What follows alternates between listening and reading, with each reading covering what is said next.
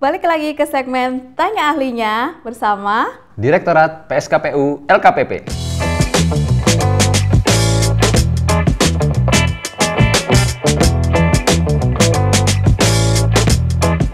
Tema kali ini adalah akhir tahun.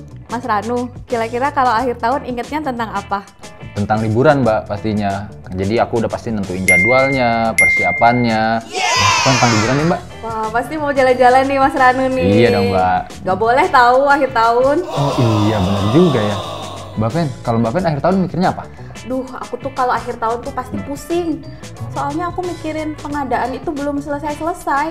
Apalagi akhir tahun gini kan biasanya dikejar penyerapan ya.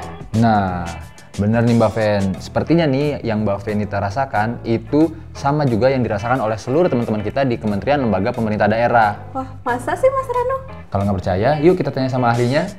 Kepada Bapak Fadli Arif, beliau adalah Direktur Perencanaan, Monitoring, dan Evaluasi Pengadaan. Sepertinya kita sudah tersambung dengan beliau. Selamat pagi, Pak Fadli. Pagi, Bapak. Selamat pagi, Fenita. Selamat pagi, Mas Ranu. Bapak, kami mau bertanya, sejauh mana realisasi pengadaan di tahun 2021 ini, Pak? Ya, jadi kalau kita lihat dari data sirup yang ada, ya, belanja pengadaan barang jasa kita itu lebih kurang 1.000 triliun lebih, ya. Persisnya 1.068,9 triliun.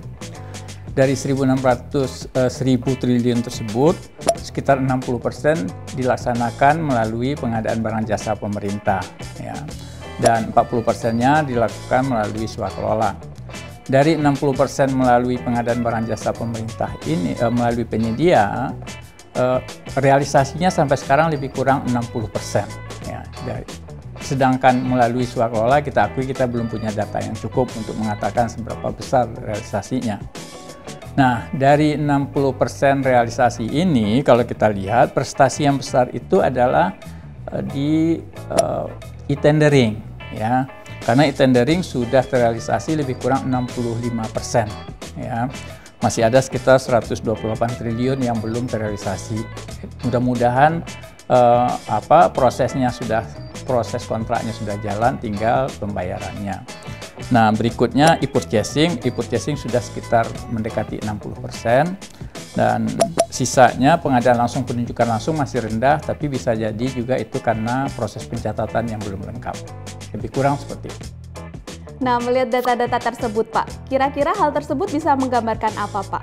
Kalau tadi kita masih melihat ada sekitar 40% dari pengadaan barang jasa yang belum terserap, ya, atau sekitar berapa dari 600 tadi, sekitar masih 200 triliun lagi, ya. Berarti 1 bulan ke depan kita harus mengejar pencairan sebesar 200 triliun. Ya, berarti di masing-masing KLPD itu masih harus mengejar penyelesaian, ya, 200 triliun lebih dengan waktu sekitar 1 bulan lagi.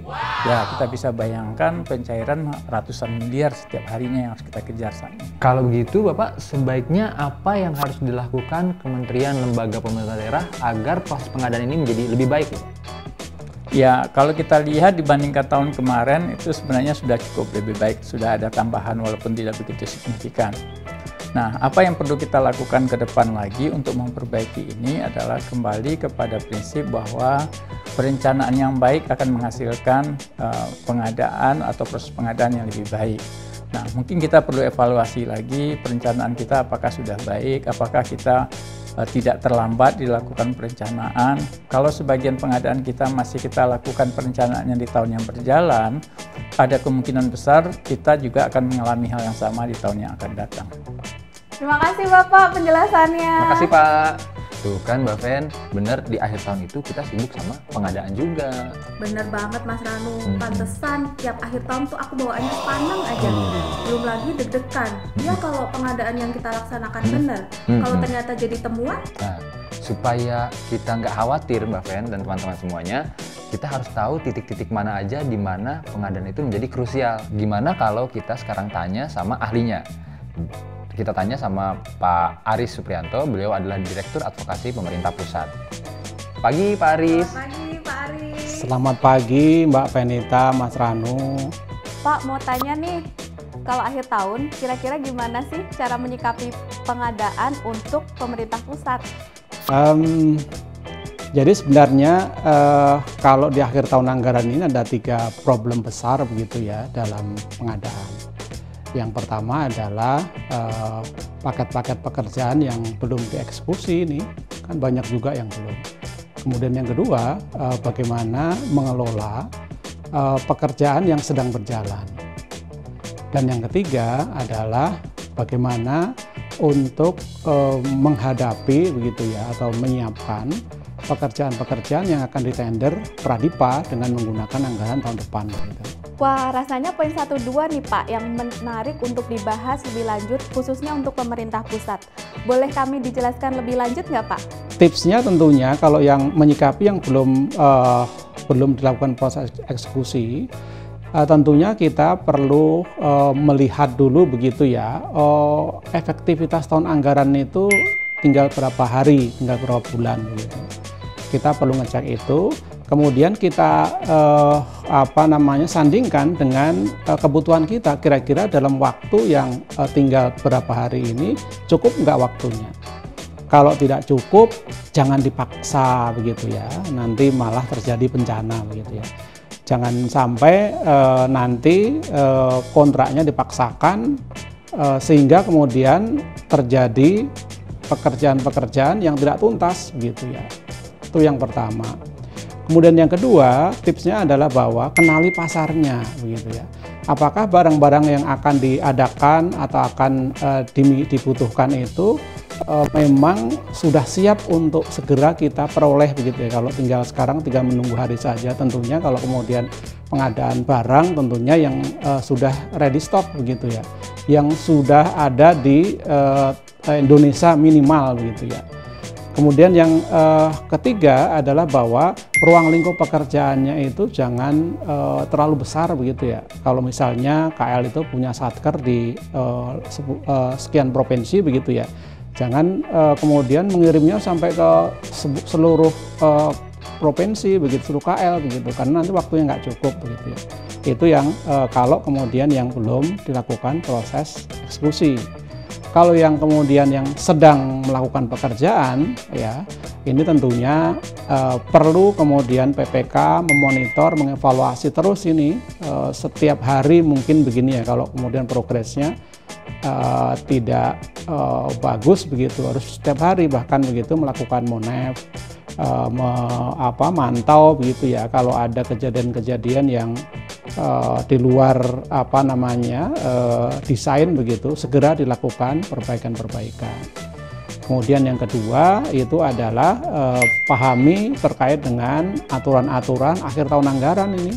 Kalau misalnya tagihan terakhir kapan, kemudian harus menggunakan jaminan pembayaran dan sebagainya, itu perlu diperhatikan betul agar secara administratif dapat dipertanggungjawabkan, kemudian secara pekerjaan juga bisa dipertanggungjawabkan. Dan yang terakhir pesan saya tentunya jangan pernah ada dusta di antara kita, begitu kan ya. Seperti lagu zaman saya lah, kalau zamannya Mbak Fenita mungkin sudah beda lagi lagunya ya. Jadi jangan merekayasa progres lapangan, itu sangat berbahaya dan itu sangat melanggar etika pengadaan begitu ya. Pastikan bahwa progres yang di lapangan kemudian dihitung dan dibayarkan sesuai dengan progres di lapangan. Jangan merekayasa seakan-akan pekerjaannya sudah selesai tapi sebenarnya belum selesai. Nanti akibatnya akan fatal dan panjang urusannya begitu. Mungkin itu Mbak Fenita tips-tipsnya, mudah-mudahan bisa bermanfaat. Terima kasih Pak Aris. Nah Mbak Fen, tadi itu kan di pemerintah pusat. Nah gimana sekarang kita coba tanya di pemerintah daerah, beda atau enggak ya gitu. Nah kita tanya ke Pak Iwan Herniwan, beliau adalah Direktur Advokasi Pemerintah Daerah. Selamat pagi Pak Iwan. Selamat pagi Pak Iwan. Selamat pagi Mbak Fenita, Mas Ranu. Pak Iwan, kami tadi sudah mendengar penjelasan dari Pak Aris tentang bagaimana teman-teman di pemerintah pusat menyikapi pengadaan di akhir tahun. Nah, kalau untuk di daerah nih Pak, kira-kira sama atau beda Pak? Waduh, bagus nih pertanyaannya nih Mbak Fenita ya. Ini menjadi isu yang menarik nih di akhir tahun. Dan ini akan selalu berulang di akhir tahun. Ya. Kalau di pemerintah daerah tentunya isu akhir tahun ini terkait dengan masa-masa akan berakhirnya kontrak dan serah terima gitu ya. Nah ini perlu diperjelas nih, mana yang masuk perpanjangan kontrak, mana yang termasuk pemberian kesempatan di Mbak Fenita ya. Nah saya ingin menggarisbawahi perpanjangan waktu yang diakibatkan oleh sisi kita, sisi pejabat penandatangan kontrak ya. Ini ada dua hal, ada perubahan ruang lingkup ya, saya kira itu juga mengakibatkan perubahan waktu. Kemudian yang kedua peristiwa kompensasi ya, tapi saya ingin fokus ke peristiwa kompensasi ya, karena saya kira ruang lingkup hal yang lain ya. Nah ini untuk peristiwa kompensasi ya, contohnya adalah ya kalau PPK menjelang serah terima pekerjaan menganggap penting untuk dilakukan uji tambahan ya, pengujian tambahan untuk memastikan kualitas barang jasa yang diterima ya, itu perlu di adendum perpanjangan waktu gitu ya. Nah, nanti kalau memang setelah pengujian speknya itu memang sesuai dengan hasil yang telah dengan kriteria yang sudah ditetapkan sebelumnya, maka peristiwa kompensasi biasa aja, tinggal perpanjangan waktu. Namun demikian kalau setelah pengujian itu ternyata kualitasnya tidak sesuai dengan kriteria yang telah ditetapkan, ya itu masuknya terhadap kelalaian penyedia ya. Oke, bisa dikasih perpanjangan waktu ya. Tapi jangan lupa akibat itu kategorinya menjadi pemberian kesempatan dan tetap dikenakan denda gitu. Itu untuk peristiwa kompensasi. Oke, jadi peristiwa kompensasi bisa berakibat kepada kelalaian penyedia ya. Kalau tadi terbukti bahwa hasil pengujian itu tidak sesuai dengan kualitas, sesuai dengan kriteria awal, sesuai dengan kebutuhan. Satu hal yang penting juga untuk pemerintah daerah ya, yang saya kira ini penting di akhir tahun, yaitu bagaimana mereka segera mulai ya, melakukan penilaian kinerja penyedia ya. Karena ini suatu regulasi yang baru di Perlem 12 2021 yang telah diamanatkan dan rasa-rasanya harus segera memulai ya, agar nanti menjadi bagian dari sebuah proses di ujung dari proses pengadaan itu setelah dalam pelaksanaan kontrak ya. Demikian Mbak Fenita, Mas Ranu ya. Terima kasih Pak Iwan. Tuh kan Mbak Fen, jadi sekarang kita lebih tahu nih titik-titik mana yang menjadi penting dalam pengadaan di akhir tahun. Bener banget Mas Ranu. Setelah mendengar penjelasan dari Pak Fadli, Pak Aris, dan Pak Iwan tadi, aku semakin yakin dan pede nih pelaksanaan pengadaan di akhir tahun. Nah, apalagi kita tanyanya langsung sama ahlinya, tanya ahlinya. Kira-kira kalau Sobat Kredibel punya masalah apa nih di akhir tahun? Tulis ya di kolom komentar. Pertanyaan menarik lainnya akan kita bahas di segmen Tanya Ahlinya berikutnya. Sampai jumpa di segmen Tanya Ahlinya berikutnya. Dadah!